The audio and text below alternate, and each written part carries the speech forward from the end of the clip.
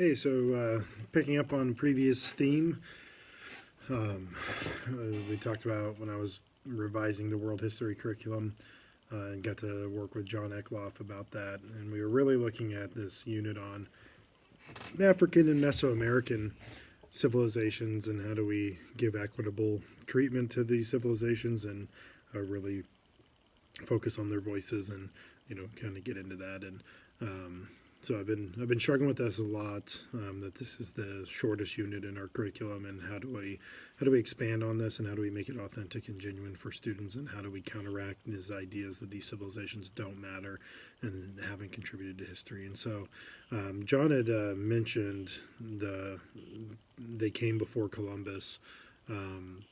Book, and so if you're unaware of what that book is, it puts forth the theory that African travelers, traders, seafarers had made it to the New World long before Columbus, and I believe the book itself puts the theory somewhere around like the 800s, somewhere between the 800s and 1100s, as to when Africans would first have arrived, and that with that they brought over a lot of Africa's historical civilization, technology, and ideas. And so, when you look at the giant Olmec heads that are found in Central America, and they put forth the theory that those have African features, and why would they have African features rather than indigenous features? And then they also how do you account for the fact that Columbus's own journals say that there were black traders present when he was there, in different pieces like that. And so, the book is an interesting read. It is not widely accepted in the historical community. There's a lot of pushback against this as being Afrocentric and not relying on facts and evidence. And so, but anyway, he put that idea out there, that maybe we could cover that idea. And so, within keeping of culturally responsive teaching and offering counter narratives, I decided that I would look more into that. And I actually created a philosophical chairs discussion where students have to take a position from strongly disagree, neutral, agree, strongly agree, on quotes for different statements, and they have to support why they believe that. And so we're delving into it. We just started today.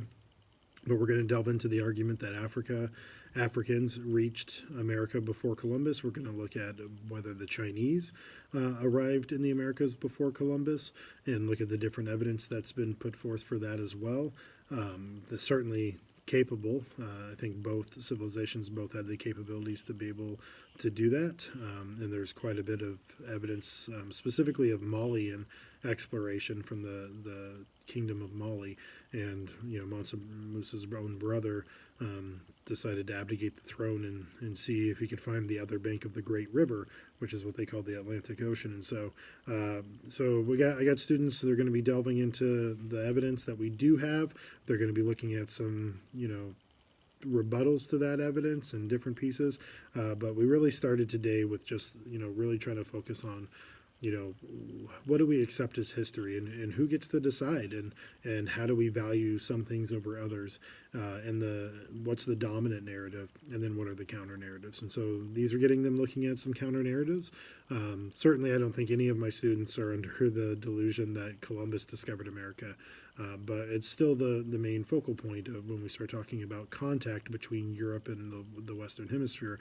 It always begins with Columbus. And so how do we respond to that, and how do we get into and look at different people's voices and different histories and different stories, and evaluate the merits of that personally for our own selves, and have that discussion. So I'm excited to see where it goes. I'm grateful for John for kind of putting the bug in my ear that made me arrive at this point, and we'll let you know how it all goes as the kids have their discussions, get into the sources. So we'll see you next time.